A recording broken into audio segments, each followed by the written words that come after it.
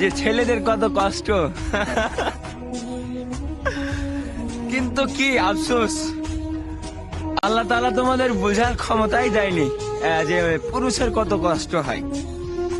একটা কথা কি জানো বন্ধুরা, যে পুরুষেরা কখনো কাজ করে কোনোদিনই ক্লান্ত হয় না। ক্লান্ত হয় কি জানো, শারীরিক শান্তি নেই নারীদের জন্য বাড়িতে। একটা কথা মনে রাখবেন, পুরুষ 8 ঘন্টা, 70 ঘন্টা, 80 ঘন্টা, 100 ঘন্টা, 150 ঘন্টা, 1 বছর, 2 বছর পরিশ্রম করে, কিন্তু কখনো ক্লান্ত হয় না। ক্লান্ত হয়ে যায় ওই পারিবারিক সমস্যার কারণে, পরিবারের সমস্যার কারণে।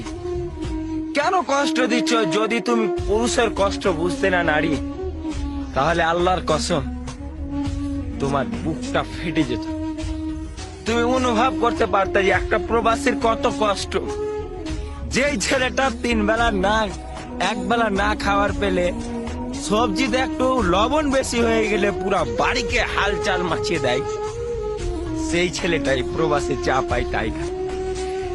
যেই ছেলেটা বিভিন্ন রকম বাহানা, 1 মিনিটের জন্য কোনো কাজ বলতো বাড়িতে, সেই ছেলেটা আজ 12 ঘন্টা ডিউটি করে।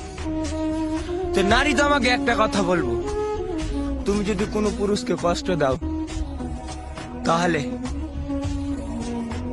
তুমি বুঝতে পারবে তখন, যেই দিন সেই পুরুষটা তোমার কাছে থাকবে না। তুমি বুঝতে পারবে তখন যে মানুষটা হারিয়ে যাবে। পুরুষেরা কখন হেরে যায় বুঝতে পারবে জানেন? যখন দেখবেন তার মুখটা বন্ধ হয়ে গেছে, সে কথা বলতে পারে না। একটা পুরুষ তার স্ত্রী, মা বাবা, ছেলে সন্তানের জন্য রোজগার করে, কিন্তু দিন শেষে তাদের সামনে যেই হেরে যায়। তথায় বলবো